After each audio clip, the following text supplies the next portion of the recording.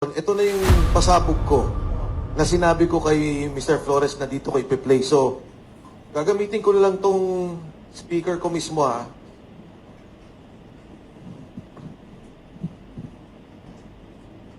Ready tayo kay Secretary Mike Defensor.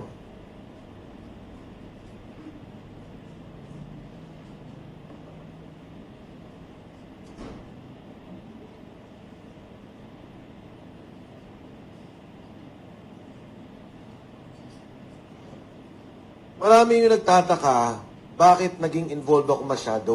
Yes. Pinaliwanag ko, it all started with Sergeant Gutesa. And hindi ako papayag na yung nangyari dun sa kay Sergeant Gutesa ay mangyari sa 18 Marines. Bilang panawagan na rin muli sa ating gobyerno, partikular kay Ombudsman Boying Rimulya, na ginamit na niya yung affidavit ni Sergeant Gutesa. Nananawagan ako na tulungan na. Total naman technically, kasama na natin si Sergeant, kasama na ninyo si Sergeant Gutesa. Yung kasong inilalaban ninyo ay galing sa mga pananalita ni Sergeant Gutesa. Ang 18 Marines, katulad na nabanggit ko, nagtatago naman sila, maingat, pinoprotekta ng pamilya, pero nung kay Sergeant Gutesa, hindi ganun yung nangyari eh.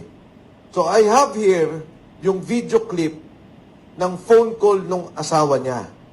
Ang nangyari was, may tumawag, kasi nung hindi nadadalo Sergeant Gutesa, may lalapit sa kanyang ex-marine na kasama niya, ibibigay yung telepono.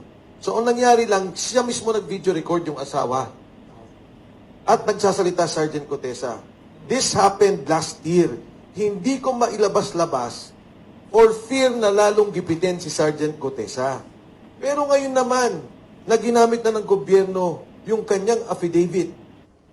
Sana naman, again, apila kay Ombudsman Boying Rimulya, bigyan ng protective custody, hanapin, at bigyan ng pagtatanggol, seguridad, si Sergeant Gutesa at ang kanyang pamilya. Telefon, lumilipat pa. Hello? Ayan, ito ka na? Matulog ka na? Ano yan? Nandiyan ka sa kwarto? Ha? Nakasama mo po. Naginig siya, naginig. Tumawag si Kuya. Kinukumusta ka? Ulitin mo daw yung sinabi mo kanina na binibidyohan ka para may record.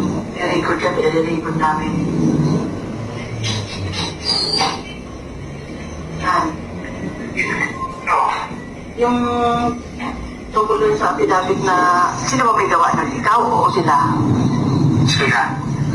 Inarikot ako na. Ano sabi-sabihin? O, sabihin mo kung ano nangyari doon para may record namin. Yun nga, pinityan ako ng nakaraang araw. Tapos binasa ko yung statement na may mga sinigit sila na hindi matotoo. Na hindi na si Maclean na pati si Defenso. Na sinabi nila doon sa statement na pinanakuhan ako ng pera, mamayaran ako. At sinabi pa doon na hindi kasi wala akong alam doon sa delivery doon sa bahay ni Umartes. Yun lang mo nakalagay doon na ayaw mo dapat normahan. At hindi naman ako gumawa ng statement na yun sila naman. Yun lang ang pinirmahan mo. Yun lang. Yun lang yung nasinit doon sa ano ko. Saan ba yan? Sa pinakahuli? Hindi na sana yun. Gitna? Dahil sa na-12 yung nakita ko na, tapos may utang 20 mo, ang number. Ba't ang haba naman? Sila po nga eh. Pero yung affidavit mo nung una, nandun pa yon. Wala yung iba. Bago na yung Ay, ginawa. may ginawang panibagong affidavit para basahin mo. Pinangako naman sa'yo noong una, nung pinirmahan mo, hindi na ilalabas yun. Sabi nila, hindi lalabas. Bakit ka pa nila pinabasa? Anong sense nun? Hindi ko alam po. Idadali daw sa korte para mawala na yung kaso ko. Yun yung sabi. Nung ayaw mong basahin, anong ginagawa nila sa'yo?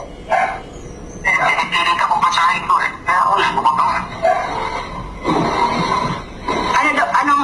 Anong kapalit?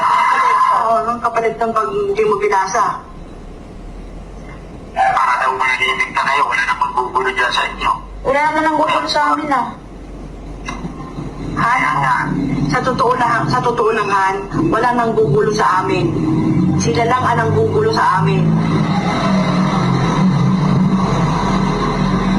Sila ang gumagawa ng paraan para manggulo.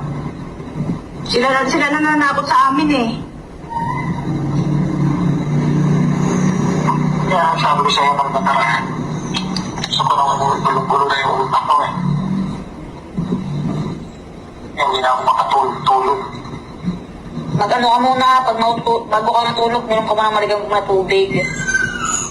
Para ma-relax yung muscle mo. Anak.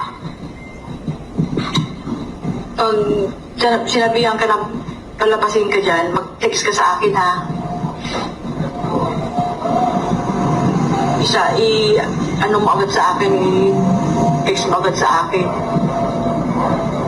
Kung sakali, pabantayin mo lang sila doon kung may hearing ng korte, pabantayin mo na lang sila sa sini. Babantay talaga sila doon. May isa sa loob, may isa sa labas. Tatlo yan, tatlo daw. Kasi pag pinalabas ka, may contact na kami doon sa loob, doon ka na lang muna sa loob. Hindi ka na lalabas doon. Hindi ko alam po. Plano nila sa akin na yun.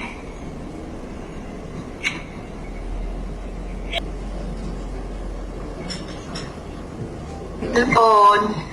So, Secretary Pacheco, it was reported last year pa po. Last year. And that was the last conversation of the wife to Sergeant Odessa. Kasi nag-worry ako sa kanya, hindi ko siya nakikita. Nag-worry ako, hindi ko nakikita. So, sabi nung isang kasama, I think kaya sinabi, di ba, nung si Kuya, kung pwedeng record ninyo. And, confidentially, nasend sa akin. Sinend niya siguro dun sa isang kasama niyang ex-marine. So, parang sinasabi na ito, buhay naman. Except, kung napansin nyo, ang sinabi niya, di ba, hindi ko lang kung palalabasin ako. Pag pinalabas ako, paalalayan niyo ako. Yun yung Senate hearing dapat Para hindi natuloy. na hindi natuloy. Na kung palalabasin ako, sabi, sige, may contact na kami sa loob and hindi ka namin papalabasin na. The plan then was, pag pinalabas siya, hihilahin namin siya sa office ni Senator Marcoleta. Isisecure na muna namin siya. That was the plan then. Pero yun nga nangyari, hindi lumabas. Hindi siya napalabas. So, diba yung sinabi doon, number 1, hindi ba ang affidavit at ang sinasabi na bayaran ka ni Marcoleta at ni Defensor. And at number 2, wala kang delivery sa bahay ni Martin Romualdez. Kaya, ito yung panawagan ko ngayon. For the longest time, nanahimik ako, tinitiis ko yan, kung ano yung ginawa nila kay Gutesa. Pero ngayon naman, ginamit na ninyo sa kaso. Kasama nyo na sa kaso, sinabi nyo na yung mga sinasabi niya ay sangkap doon sa final kay Speaker Martin Romualdez, and nananawagan ako kay Ombudsman na kung maaari, within his authority, within his sphere of influence, ay maprotektahan na, makuha si Sergeant Gutesa, mapalabas na, at maprotektahan siya at ang kanyang pamilya.